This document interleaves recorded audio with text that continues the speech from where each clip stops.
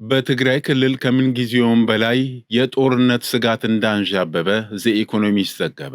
በትግራይ ክልል የታየው አዲስ ውጥረት ወደ ሰፊ ቀጣናዊ ግጭት ሊያመራ ይችላል የሚል ስጋት በማሳደሩ ኢትዮጵያ ወደ ሌላ አስከፊ ጦርነት እየተቃረበች መሆኑን ዘኢኮኖሚስት መጽሔት በዚህ ወር እትሙ ዘግቧል። እንደ ዘገባው ከሆነ ባለፈው አንድ ዓመት ውስጥ ብቻ የትግራይ ክልል ነዋሪዎች በገንዘብ እጥረት፣ በገበያ መመናመን፣ በከፍተኛ የዋጋ ንረት በተደጋጋሚ የጭንቀት ጊዜያትን አሳልፈዋል። እያንዳንዱ ክስተት በመቶ ሺዎች የሚቆጠሩ ሰዎች ያለቁበትን ጦርነት ትዝታ የሚቀሰቅስ ሆኖባቸዋል ይላል ዘገባው። እንዲሁም በጥር ወር መጨረሻ ላይ የታየው አዲስ ውጥረት ደግሞ ዳግም ጦርነት ይነሳል የሚለውን ስጋት ይበልጥ አባብሶታል።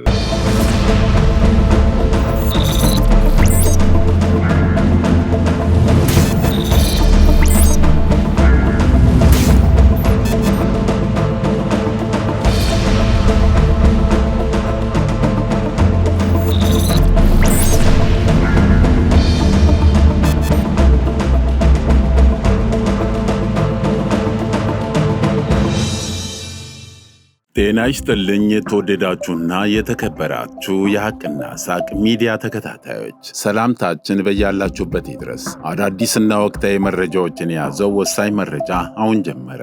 አብራችሁን እንድትቆዩ እየጋበዝኩ ርዕሶቹን አስቀድማለሁ። የአዲስ አበባ ከተማ አስተዳደር በ6 ወራት ብቻ ከ10 ሺህ በላይ አካላት ብልሹ አሰራርና ጥፋት መፈጸማቸውን ተናገረ። የትግራይ ክልል ከምንጊዜውም በላይ ለጦርነት እያሰጋች እንደሆነ ተገለጸ። ዶክተር ደሳለኝ ጫኔ ለፓርላማ አባልነት በድጋሚ እንደማይወዳደሩ አስታወቁ። በአማራ ክልል በርካታ ወረዳዎች የስልክና የኢንተርኔት አገልግሎት ሙሉ በሙሉ ተቋረጠ።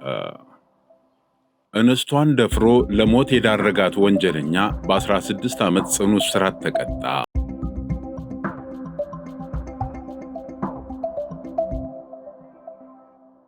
የአዲስ አበባ ከተማ አስተዳደር በ6 ወራት ብቻ ከ10 ሺህ በላይ አካላት በብልሹ አሰራርና ጥፋት መከሰሳቸውን ገለጸ።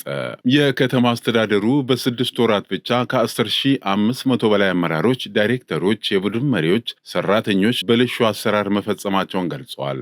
ይሁን እንጂ ተጠያቂ ተደርገዋል ከማለት በዘለለ ምን አይነት እርምጃ እንደተወሰደባቸው አልተገለጸም።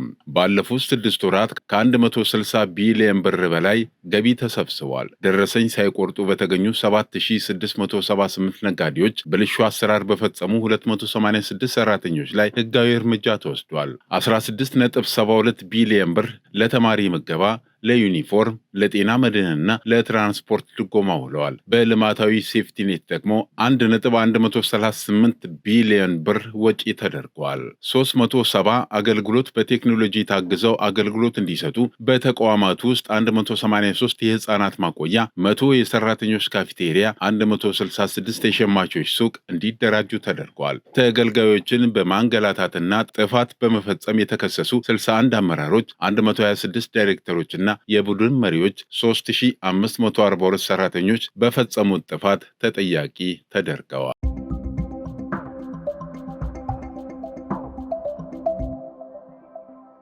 በትግራይ ክልል ከምን ጊዜውም በላይ የጦርነት ስጋት እንዳንዣበበ ዘኢኮኖሚስት ዘገበ። በትግራይ ክልል የታየው አዲስ ውጥረት ወደ ሰፊ ቀጣናዊ ግጭት ሊያመራ ይችላል የሚል ስጋት በማሳደሩ ኢትዮጵያ ወደ ሌላ አስከፊ ጦርነት እየተቃረበች መሆኑን ዘኢኮኖሚስት መጽሔት በዚህ ወር እትሙ ዘግቧል። እንደ ዘገባው ከሆነ ባለፈው አንድ ዓመት ውስጥ ብቻ የትግራይ ክልል ነዋሪዎች በገንዘብ እጥረት፣ በገበያ መመናመን፣ በከፍተኛ የዋጋ ንረት በተደጋጋሚ የጭንቀት ጊዜያትን አሳልፈዋል። እያንዳንዱ ክስተት በመቶ ሺዎች የሚቆጠሩ ሰዎች ያለቁበትን ጦርነት ትዝታ የሚቀሰቅስ ሆኖባቸዋል ይላል ዘገባው። እንዲሁም በጥር ወር መጨረሻ ላይ የታየው አዲስ ውጥረት ደግሞ ዳግም ጦርነት ይነሳል የሚለውን ስጋት ይበልጥ አባብሶታል። ዶክተር ደሳለኝ ጫኔ ለፓርላማ አባልነት በድጋሚ እንደማይወዳደሩ ገለጹ።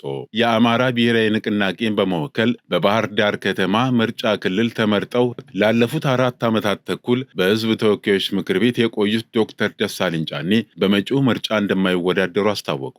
ዶክተር ደሳለኝ ጫኔ ራሳቸውን ለምርጫ በእጩነት ላለማቅረብ የወሰኑት ነፃ፣ ሰላማዊና ፍትሐዊ ምርጫ ለማካሄድ የሚያስችል ምቹ መደላድል ባለመኖሩ ምክንያት እንደሆነ ገልጸዋል። የፓርላማ አባሉ ይህን የገለጹት የመጪው ምርጫ ተሳትፏቸውን በተመለከተ በይፋዊ የፌስቡክ ገጻቸው ጥር 29 2018 ዓ.ም ባሰራጩት መግለጫ ነው። ዶክተር ደሳለኝ ጫኔ ባለፉት ዓመታት የባህር ዳር ከተማን በመወከል በሕዝብ ተወካዮች ምክር ቤት የሕዝቡ ሐቀኛ ድምፅ በመሆን ማገልገላቸውን በመግለጫቸው ላይ ጠቅሰዋል። በመጪው ግንቦት ወር መጨረሻ ለሚካሄደው 7ኛው ዙር ሀገር አቀፍ ምርጫ የተወዳዳሪዎች ምዝገባ እየተከናወነ ከመሆኑ ጋር በተያያዘ በእጩነት መመዝገብ አለመቻላቸውንም በተመለከተ ተደጋጋሚ ጥያቄዎች ሲቀርብላቸው እንደቆየ ዶክተር ደሳለኝ በመግለጫቸው ላይ አመላክተዋል። የኢትዮጵያ ብሔራዊ ምርጫ ቦርድ ባወጣው ይፋዊ የጊዜ ሰሌዳ መሰረት ጥር 1 የተጀመረው የእጩዎች ምዝገባ ከነገ በስቲያ እሁድ ይጠናቀቃል። ዶክተር ደሳለኝ ጫኔ በመጪው ምርጫ ለመወዳደር በባህር ዳር አሊያም በአዲስ አበባ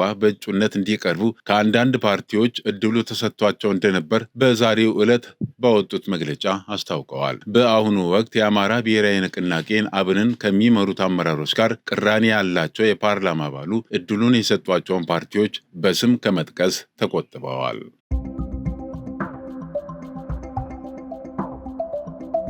በአማራ ክልል በበርካታ ወረዳዎች የስልክና የኢንተርኔት አገልግሎት ሙሉ በሙሉ ተቋረጠ።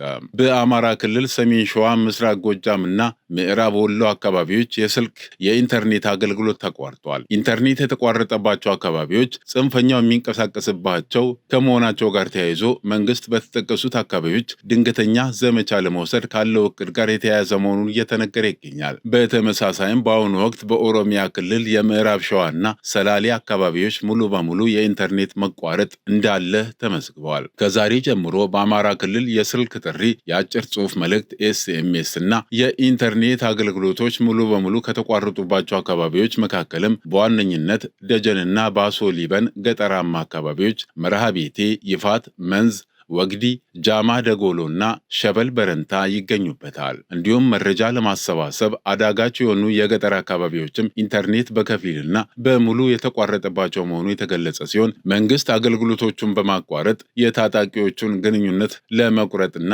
ዘመቻውን ውጤታማ ለማድረግ ማቀዱ ተገልጿል።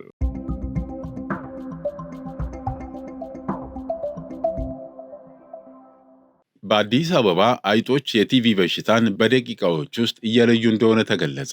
በአለርት ሆስፒታል በአይጦች የታገዘ የቲቪ ምርመራ አገልግሎት በስፋት እየተሰጠ ይገኛል። እነዚህ አፖፖ የተሰኙ አይጦች የሰውን አክታ በማሽተት ብቻ በደቂቃዎች ውስጥ በሽታው መኖር አለመኖሩን የመለየት አስደናቂ ብቃት አሳይተዋል።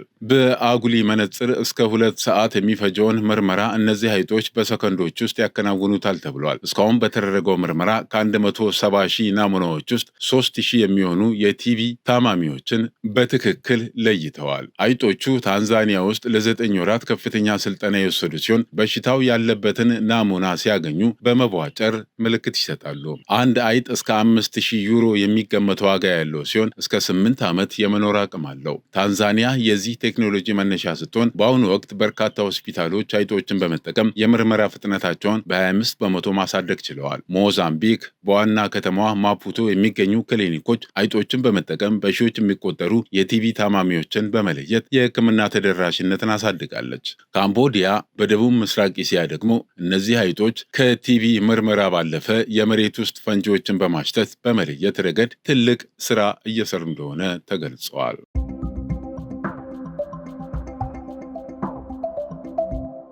እንስቷን ደፍሮ ለሞት የዳረጋት ወንጀለኛ በ16 ዓመት ጽኑ እስራት ተቀጣ።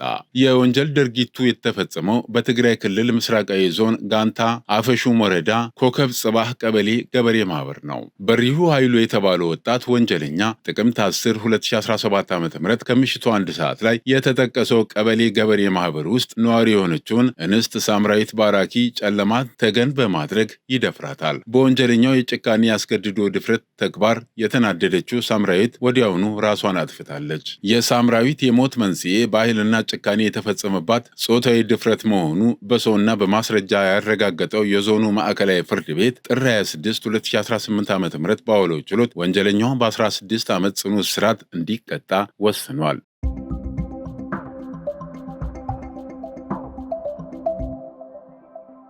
እስራኤል ግብፅን በከፍተኛ ሁኔታ አስጠነቀቀች። የእስራኤል ጠቅላይ ሚኒስትር ቤንጃሚን ኔታንያሁ የግብፅ መከላከያ ሰራዊት ከአቅም ሁኔታ በከፍተኛ ሁኔታ እየጨመረ መሆኑን በመጥቀስ እስራኤል ሁኔታውን በቅርብ ልትከታተለው እንደሚገባ ማሳሰቢያ መስጠታቸው ተሰምቷል።